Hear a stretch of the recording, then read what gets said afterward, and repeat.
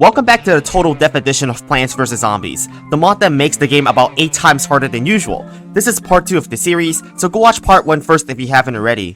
Last time, we beat the entirety of World 1 and 2, so we begin on World 3, where there is a gigantic pool that we can't plant on without lily pads, which also had its cost doubled in this mod. More importantly, our mushrooms now snooze in the day, so we will have to fall back on the plants from World 1 to defend. However, mushrooms are still really good because they're free and block off zombies while we're saving up the sun to set up our defense. Since there aren't any special zombies in this level, it was easy to beat the level with just chompers as their high damage easily tears through everything. But it is worthwhile noting that grave ambushes are no more, and instead, we have pull ambushes every flag, so Gravebuster won't be as useful as they were previously. And now, level 3-2 brings back newspaper zombies, and this level looks like it might be difficult because we don't have any of the overpowered mushrooms, which was our only saving grace against newspaper zombies at night, but we just unlocked the squash, and have a look at what it now does.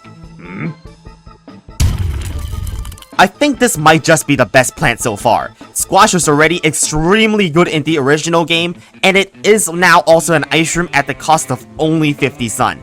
Mind you, this cost is the same as 1 lily pad. That's some perfect balancing right there. Or, it could just be another ploy for the modder to make sure no one uses potato mine, but anyway, now I'm just jumping into the rabbit hole of trying to figure out why the modder nerfed potato mine but buffed everything else. But since we now have a 50 sun ice room that also kills zombies, this level was pretty easy to beat as it's just another chomper masterclass. World 3 has been extremely easy so far, but this is just the beginning and not all plants are made as strong as squash, like the Free Peter. It costs us a whopping 475 sun, but it now fires frozen peas half the time, which is a lot less cost efficient compared to chomper, so I won't be planting many of these.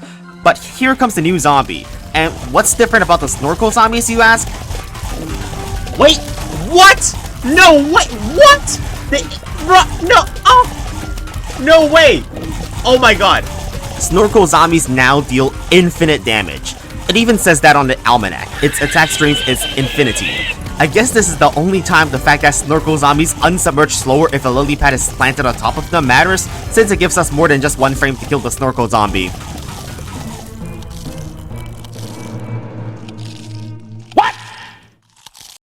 And I suppose that's why someone left a comment on my last video saying that TD probably stands for teleporting dudes, with how every zombie in this mod can teleport to our backline defense without even batting an eye. And they're not wrong, because each snorkel zombie also has a 50% chance to instantly teleport to the 7th column. We'll have to plant like 100 lily pads if I want to stop every snorkel zombie, which is simply not possible. So I had to over-defend the pool lane so we could kill some snorkel zombies before they even jump into the water. But even with this many chompers in the water and this much leftover sun, we still didn't manage to survive, and they just completely demolished our defense. I mean, it's just ridiculous how overpowered the snorkel zombies are. You can't stop them. Thank god, Cherry Bomb saves the day against the final wave. We're already cutting it close to losing on just the introductory level for snorkel zombies. That's a pretty bad sign for the next level. I mean, surely, it can't get worse than infinite damage snorkel zombies. Just as a reminder, dancing zombies in this mod spawn backup dancers that can instantly crush the plant they step on and also the plants next door. These are easily the most threatening zombies we've encountered yet, and this level is also the first level with free flags, which makes it 50% longer than any level we've played through so far. With the toughest combination of zombies and the longest level yet, guess what plant we unlocked for this level? The Tango Kelp, and there's not even snorkel zombies in this level, so it was pointless to even include this plant in our loadout. I didn't even bring Walnut, so it didn't take long for the newspaper and dancing zombies to completely demolish our defenses before the first flag was even here. This combo between newspaper and dancing zombies is just cancerous because dancing zombies can instantly kill any plant to open up 2 lanes for newspaper zombies to charge right into our house. Even with Walnut, it doesn't make a real difference because backup dancers still crush them instantaneously. It snowballs out of control extremely quickly as we can't rebuild our defense fast enough to keep up with the number of zombies spawning, and we have no Doomstream to take care of multiple waves at once. Our only choice is to under-defend some lanes to stay alive longer, and it doesn't take long for a Ghost Buckethead to take advantage of that to invite itself to our house. However, not all hope is lost. Dancing zombies in this mod were changed to keep moonwalking until they reach the plant. Instead of letting them walk to our chompers and crush them all, I'll just sacrifice a random plant to halt them early. This trick puts an early stop to Dancing Zombies' rampage, and I was able to make it to the 2nd flag of the level with a healthy amount of chompers. But this is only where the true battle begins, because this is where things go downhill. Multiple dancing zombies start spawning in multiple lanes every wave, and it's not possible to hold off very long. There are so many zombies that just the normal zombies can eat through the line of defense very quickly, and there's nothing I can do to stop them really. If I wanted to beat this level, I was going to need even more chompers and walnuts alive by the second flag. I began planting my walnuts in a checkerboard pattern to avoid them from being squished by backup dancers that will now spawn on empty tiles instead. But this did not change the fact that the massive horde of zombies still pushed through, and there was nothing I could do other than watch newspaper zombies steamroll our defense again. And then of course, the rest of this defense falls because we have no more defense left on the bottom 2 lanes, and a ghost buckethead manages to take us out here. This level is yet another extremely difficult level thanks to the stupid density of zombies that we have not gotten plans to properly handle yet, added with the combo between newspapers and dancing zombies being incredibly deadly in daytime. Chompers are simply not strong enough, and I have no way to improve my defense any further because they are already the highest damage output plant we have. There is simply nothing we can do other than watch us die over and over again, hopeless to the situation. I actually never ended up beating the level after many more attempts off stream, so I was left with one choice. This entire time, I've been playing on an old patch of this mod which has a higher difficulty, but if this is going to be every single free flag level, I can't be bothered with it. So I updated the mod to the newest version which slightly reduces the difficulty in 2 ways. The first difference is that in the newest version, the permanent slowdown before the first flag now also applies a movement penalty on top of the eating speed penalty. The second difference is that ender coneheads now teleport only 1 tile instead of 2 tiles, which also means that they can't teleport through our lawnmowers anymore. Otherwise, everything else is still the same. The same old newspaper zombie can still destroy a walnut within a matter of seconds, so this is still far from being a free win, even with certain aspects of the game being easier. The real winner is Free Peter because they won't have to deal with the same level of threat of ender coneheads teleporting into our house, but they don't do as much damage as chompers, so a lot of the heavy lifting is done by Cherry Bomb. It's certainly questionable whether updating the game will even get us anywhere in terms of beating the level. And I can tell you from our first attempt, absolutely not. Even though we managed to get further than ever before, Free Peters ended up concentrating all our damage into the 4 middle lanes and left our side lanes vulnerable due to the uneven damage spread. This gave way for newspaper zombies to completely destroy us with ease. And once again, if I try Chomper, it's dancing zombies that completely ruin our defense. Once they infiltrate too deep, it becomes impossible to protect our plants from the backup dancers. That's just how it is, regardless that the early game is easier. So I died again. Even after lowering the difficulty, I was still unable to get past this level. Should I just give up here considering that this was a complete roadblock? No. If something isn't possible today, practice, and we can redo it at a later date. Now, I will show you the truly winning attempt to this level once and for all. The level of precision required is close to perfect because to beat the level, I had to not lose a single chomper for the entire first 2 flags of the level. Well, exactly how? Well, the early game is planting chompers off cooldown and the walnuts diagonal to each other. 2 columns of chompers with 2 Free Peters and a huge army of sunflowers to sustain all our sun usage is our setup here before the first flag comes. We will be needing all the sun we can get for the later part of the level. For now, we're just saving it up. The key difference in this run was I was constantly using my Gravebuster to keep planting walnuts diagonal to each other. If a gravestone takes over the spot where a walnut should have been, this defense can fall apart very quickly. This is how I managed to beat the entirety of this section without losing any chompers, so I had well over 3 columns of chompers in my defense. Zombies will start to break through our walnuts past the second flag, but this time, we have 8,000 sun to work with and a lot of experience behind our backs. When a newspaper zombie starts charging down a lane, we sacrifice everything that isn't a chomper to save them, including Free Peters and Gravebusters. Just plant everything. It seems ridiculous to use a 475 sun plant as a cannon fodder, but we have no other choice. At this point, most strategy is thrown out of the window and we resort to simply spamming as many cannon fodders as possible to stall out the inevitable death of our lawnmowers as much as possible. We need to lose as few chompers as possible and maintain our damage output at a reasonable level to not lose the game, which is why I chose Free Peter, since it provides a way to easily splurge all our sun quickly to add damage after our defense falls. Eventually, I got overwhelmed by the dancing zombies, but this time, it didn't matter, because this was the penultimate wave of the level, meaning no new zombies would be spawning in the lanes the lawnmowers just went off. And that's how I finally managed to beat level 3-4. This was one of the most difficult levels so far, and I certainly hope that this lineup of zombies won't show up again if this is how bad they are. With that train wreck of a level out of the way, we finally move on to the next level, 3-5. Like any Dash 5 level, it's a minigame level, and this time around, we have to fight off tiny little zombies. Ironically though, the level after the hardest level so far is one of the easiest in the game because the conveyor belt gives a constant stream of cherry bombs, so much so that you can take out almost every wave of zombies with just cherry bombs. But its supply wasn't infinite, so I couldn't defend the last few waves of snorkel zombies before the final wave, but that's fine because we just unlocked Crazy Dave's shop after beating level 3-4 and got our pool cleaners, and they cleaned up all the snorkel zombies we couldn't defend. Speaking of Crazy Dave's shop, I bought out everything available with money that I got from, you know, questionable sources, which means we now have 10 seed slots instead of 8 as well as Twin Sunflower and Gatling Pea unlocked. Twin Sunflower is a direct upgrade to the Sunflower, generating double the sun, which we will need to afford the quite expensive Gatling Peas that cost 425 sun each, as well as its requirement of needing to be planted on top of a repeater. However, Gatling Peas are well worth their cost, now shooting 6 peas per attack as well as 2 snow peas in 2 diagonal directions. This makes Gatling Peas one of the strongest plants in the game, being as powerful as 6 pea shooters and 4 snow peas combined into one single plant. The Gatling Pea is so strong that Conad zombies get killed before they even have a chance to step onto the lawn. But even with Gatling Peas doing as much damage as 10 plants combined, Football Zombies' extremely high health still allows them to gobble up our sunflowers. We're still going to need some walnuts to protect our defense.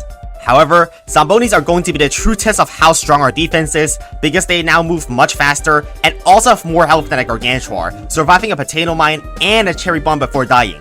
They also have a variant, the radioactive Zomboni, which changes lanes at random in addition to all the health and speed their regular counterparts have. The random lane switching means they can create an ice trail behind itself to the lanes it switches to, which can destroy all plants behind it. Since Zombonis now also crush 3 lanes of plants at once just like any other zombie that tramples plants, I have to start digging up the plants that are going to die to avoid losing plants in the other lanes. With this just being a 2 flag level, it wasn't particularly difficult to survive, but soon, we're going to have to deal with another 3 flag level. And we just unlocked this plant? So, Spikeweed now costs us 4,321 sun. I'm pretty sure that this is the most expensive plant in PvZ history. So clearly, it must do something incredibly overpowered for it to cost this much. Only one way to find out what this plant does.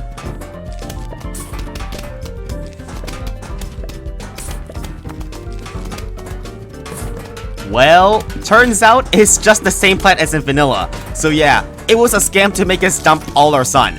Don't ask me why, but I got 2 more Spikeweeds even after seeing that the first Spikeweed did no different from vanilla. And no, getting multiple Spikeweeds did not make them stronger, so it's not like it has some secret ability that makes it worth the sum we paid for. It's just a troll. And you know, a Zomboni running over a Spikeweed will get it instantly destroyed. That's the greatest trade of all time if you're asking me. 4,321 sun in exchange for 1 Zomboni killed. Funnily, this is still a better deal than the deals they offer you in PvZ free. Also, Snorkel Zombies are in this level, but we can now use the Tangle Kelps to unlock the few levels ago that have a cooldown of only 4 seconds, which is quick enough to kill every single Snorkel Zombie that shows up. But, remember these guys in the red suits? Well, in this mod they crush any plant that their bobsled touches. Yeah, more zombies that just straight up instantly kill any plant it touches. How wonderful. Maybe this is the total definition and not the teleporting dudes edition of PvZ. And the level certainly isn't easy, as this level has 3 flags. Even with Gatling Peas, the defense started to crumble at the 2nd flag, and it was looking like we were gonna have the same fate as in 3-4, as our repeaters and Gatling Peas started getting crushed by the Zombonis. But the good thing is that the Zombonis had their spawn rate turned down in this mod, making them spawn 3 times less frequently than usual. That's why I was able to recover my defense from a really bad position, since there were only brown coat zombies in the next few waves, and they were pretty easy to stall out. We eventually pushed them all the way back and made a full recovery, and I managed to beat the level on our first try. I was surprised this level was so much easier than level 3-4, but I'm not complaining. Beating this level gives us the Torchwood, but first, we will have to get past this. Oh no! Welcome back to Conad Pea Shooter Zombies Hell. So, the reason why they are incredibly bad for us is that they spawn as lightly as regular basic zombies. So we get swarmed by ZomBotany Peas in almost every single lane immediately as soon as the level starts. And well, there's essentially nothing I can do to stop these Conad Pea Shooter zombies, because I certainly can't plant a walnut in every lane before they start shooting down all the sun producers. Yeah, these zombies are pretty stupid to deal with, but this isn't even the most stupid zombie yet. I immediately restarted with a bit more strategizing in mind. I will utilize a strategy known as partitioning, where I will stack all my sunflowers into one lane first, and then defend that lane fully and then move onto the next lane to start putting more sunflowers into. Now we have a full setup of walnuts protecting our sunflowers, we can start getting our torchwoods which double the damage of all pea shooting plants in the lane for only 225 sun. Now, just watch as all these zombies completely melt to our flaming peas. Oh, how satisfying is it that now all the pole vaulters are dying on the 9th column when we were losing our minds to them just last video. Oh, and also, Conehead pea shooter zombies also get enraged after they lose their Conehead and start shooting much faster, but they die so quickly this doesn't even matter for us anymore. So now we've dealt with that problem, let's move back to the main focus this level, which is that this is Dolphin Riders' first appearance, but they are nearly as dangerous as pole vaulting zombies because they simply jump over the first plant. But, in exchange, they are now immune to any physical damage when riding on their dolphin, including explosive damage. Just when I thought Dolphin Riders were so much easier to deal with compared to pole vaulters, here comes the Golden Dolphin Rider. So what this zombie does is it leaps over 2 columns of plants and immediately crushes them.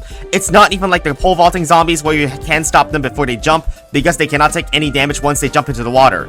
This defense quickly crumbled since I was not able to hold off all the pea shooter zombies for very long while I was scrambling to survive in the water against the Dolphin Riders, and thank God the level came to an end right as we were getting overwhelmed and we managed to beat the level on our first try. We reached the penultimate level of World 3, and are you kidding me? Why are you here again? Since we just unlocked Tall Nut, I had to see what it does, and it now moves towards the right. Yeah, a wall plant that doesn't even block zombies, because zombies will just phase through it after it moves too much. How wonderful. You know, whatever. I don't even care that it's going to grab milk. At least this should block zombies from jumping over it, right? Nah, they get instantly destroyed by Golden Dolphin Riders. Isn't it wonderful how useless this plant is? And it also certainly didn't help that I didn't have another instant kill instead of Tall Nut here, because all my other instant kills were on cooldown, so I just had to let a radioactive ZomBotany crush 2 lanes of our defense. In my second attempt, I made sure to replace Tall Nut with Tangle Cup since they are the only plant that can kill Dolphin Riders while they're riding their dolphin. This meant I could now focus all my instant kills on killing Zombonis, while the fast cooldown Tangle Cup single-handedly defended off all the Golden Dolphin Riders. And with our extremely high DPS lineup of Gatling piece of Torchwoods, we were able to easily fend off all the dancing zombies. With everything the game throwing at us covered, that is level 3-9 completed. The last level of the world, as usual, is a conveyor belt level, but this time around, since we got the plants we unlocked from World 3, we get an extremely high DPS setup with Free Peters and Torchwoods, but also no overpowered instant use plants like Doomshroom or Cherry Bomb. The problem here is that we can't deal with all the Dolphin Riders since Tangle Kelp doesn't appear enough in the conveyor belt, and both Jalapeno or Squash only deal with the Dolphin Riders that have already used their jump, making them useless in countering any Gold Dolphin Riders, and there's nothing we can do to stop them once they jump into the water. On top of that, we have to deal with the Snorkel zombies that instantly kill our lily pads, making it impossible to survive Golden Dolphin Riders. The part where Golden Dolphin Riders crush 2 columns of your plants as soon as it jumps is already quite absurd to deal with. And the even more annoying part is that they can also directly jump into your house if they jump from the first column, completely ignoring pool cleaners as well. Clearly, Dolphin Riders are the biggest threat because we get Spikeweeds to kill off Zombonis while we get nowhere near enough instant kills to deal with groups of Dolphin Riders. I will make sure to conserve as many Jalapenos and as many Tangle Cups as possible because we will need as many of them as possible when Dolphin Riders start coming. I make sure to only use them on killing Golden Dolphin Riders and any Snorkel zombies so that our defense in the water doesn't just completely fall apart. And if you mess up even just once like I did, then you're gonna have a rough time, because that Golden Dolphin Rider is gonna kill all your Torchwoods and Lily Pads instantly. I had to start digging out my frontmost Free Peters to plant Tall Nuts, just so we don't lose the rest of my Free Peters to the normal Dolphin Riders. I had to be pretty much frame perfect for the rest of the game, planting Jalapenos to kill Golden Dolphin Riders right before they jump into the water. I would eventually run out of instant kills somewhere close to the final wave, which is when I used my last Tangle Kelp on a Snorkel zombie and sacked both my pool cleaners, so we were going into the final wave with 0 lily pads in the pool. I actually messed up on my Jalapeno timing on these Dolphin Riders, so I thought I was for sure dead, but luckily I saved the game in time by using a Tall Nut to block off one lane, and then getting insanely lucky by getting both a Lily Pad and Jalapeno from the conveyor belt to barely squeeze out a win before we lost to a Dolphin Rider in the final wave. That was way too close for comfort, but a win is a win, so time to move on to the next world of the game. It's nighttime again, and there's now also fog blocking our view of everything underneath it, but since it's nighttime, we can use our mushroom plants again without them sleeping. With Chompers and Puffshrooms, not even a single zombie left the fog, but I noticed for some reason, I was getting shot at by ZomBotany Peas despite there not being any pea shooter zombies this level, and there being only basic zombies on the top lane. Well, that's because, in this mod, zombies will get more new variants the further you progress. This is basic zombies new variant starting from World 4 onwards, which makes it shoot peas. More zombies will receive new variants in later worlds. Yeah, multiple worlds, because there are 10 worlds in total in this mod. Now, notice the Jack-in-the-Box zombie, which now moves about 10 times faster than usual, eats 5 times faster, and also explodes about 5 times faster than usual. That's some perfectly fair balancing right there. But we're not in for trouble just yet, because the return of nighttime is also the return of Doomshroom, which is basically and also actually a nuke. 4-2 is a different story, however, because this is the return of the dancing zombie again. Now, I thought since Gatling Peas worked so well in 3.9, they should work great here too, but there's a huge difference here because of the Jack-in-the-Box zombies. They can reach your Torchwood and explode it within 2 seconds. And then of course, since our Torchwood is dead instantaneously as soon as the Jack-in-the-Box zombie appears, we can't kill the dancing zombie anymore, so it just spawns a bunch of backup dancers and kills our SM production. It got so bad later on with all the Jack-in-the-Box zombies exploding left and right and center, because it was essentially impossible to block them off when we didn't have any wall plants. I used the Gatling P Torchwood strategy twice more after this. I first tried it with Hypnoshroom as an additional instant kill to kill Jack-in-the-Boxes, but Hypnoshroom sucks. Surprising, I know. Then, I tried using Puffshroom again, but even they don't stand for very long because Dancing Zombie just came in and trampled all over them, so it made no difference to stopping Jack-in-the-Box zombies from blowing up all our Torchwoods. The strategy I found out works is to just dump Torchwoods and rely on Gatling P's diagonal shots to slow down zombies, so we can run Walnut to block off Dancing Zombies as well as Jack-in-the-Box zombies. Having Walnut slows down waves and lets our overpowered Mushroom to recharge more, which is critical since Ice Shroom quite literally stops Jack-in-the-Box zombies from exploding, and well, Doomshroom is Doomshroom. With this one simple change, we managed to beat the level. Level 4-3 is supposed to introduce the Balloon Zombie, and hold on a second, what are you doing here in World 4? Well, they're here because this introductory level is the first level to have 1.5 flags, which is a level where the last flag zombie shows up in the middle of a level instead of the end, giving Zombonis more than just one wave to spawn in. Now, the main focus of this level, the balloon zombies, are actually pretty easy to deal with as long as you have a cactus in every lane to shoot it down. The cactus also turns blue after rising once, which lets it now shoot bursts of spikes occasionally. However, they're not as easy to deal with when multiple of them come at once. Their speed becomes a lot more obvious with each balloon zombie protecting each other, and you can see that they now also move comically fast like the Jack-in-the-Box zombies. Oh, and you might have missed it, but the red balloon zombie now crushes whatever plant it flies over, and the lane above and below like pole vaulters. But now, as I'm saying this, aren't all the balloons in this game red already? I'm just gonna call them Enraged Balloon Zombie instead. Well, on the plus side, the balloon zombies just instantaneously die after their balloon is popped, like in the original Brooder mode. On the negative side, we can't deal with Zombonis without instant kills, because choppers don't do enough damage to kill them on their own, so I just ended up not killing the last wave of Zombonis and let lawnmowers do the cleanup. I guess that's why this level isn't a full 2 flags.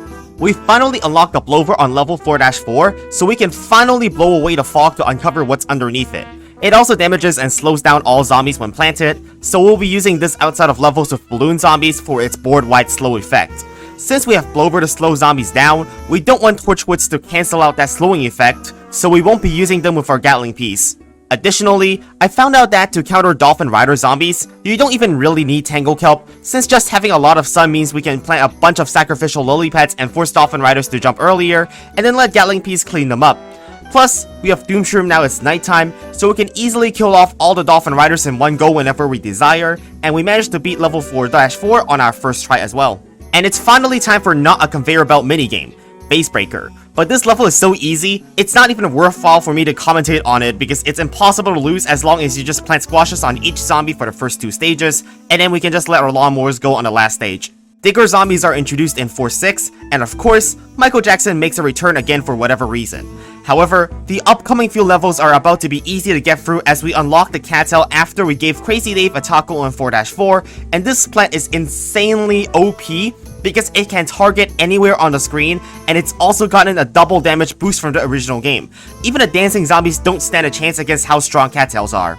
But now, we have to defend a new Digger zombie in this mod, which spawns bucketheads along the way when he's digging towards the house. How is that even fair to just drop in a random buckethead in the middle of your defense and then this dude pops up facing towards the house? Thank god I bought Cattails, because they immediately retarget to the Digger zombie and killed it before it took one more step forward into our house directly. More Digger zombies also come in the final wave, and we don't want to deal with like 15 extra buckethead zombies, so just one Doomshroom will suffice and kill all the Diggers instantly. We can just go with the same strategy again for the next level, level 4-7, since the only difference between this and the last level is Jack-in-the-Box zombies instead of dancing zombies. We'll just stall out most waves so that we can use Ice Shroom or Doom Shroom every wave against the Jack-in-the-Box zombies like we previously did in 4-2. And Digger zombies don't really matter as long as Cattails take care of them before they start eating our back column. If the zombies in the front get too plentiful, then just Doom Shroom will bail us out anyway, so that's this level done. Level 4-8 introduces Pogo zombies, and they are still pathetically weak, but they now have a green variant allowing them to switch between lanes rapidly. I decided to try out Talna in this easy level to see what it does against Pogo zombies and pole vaulters, and unfortunately, turns out the Pogo zombies in this mod crush our plants, adding to the list of reasons why Talna is useless.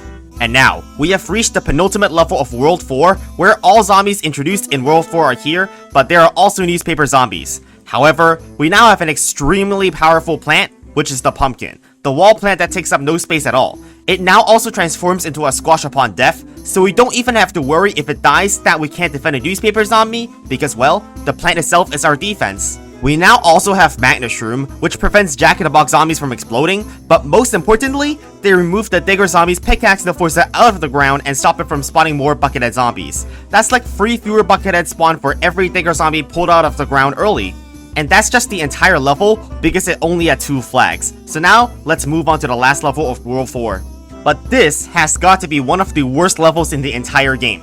Not because it's hard, or because it's long, but because of these damn screen flashes that give me a seizure every time I play, and make it impossible to commentate over.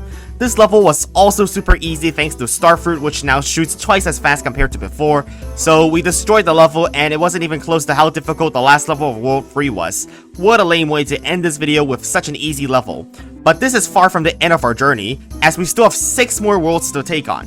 So next time, we will continue on World 5, where we will fight the zombies on the roof, and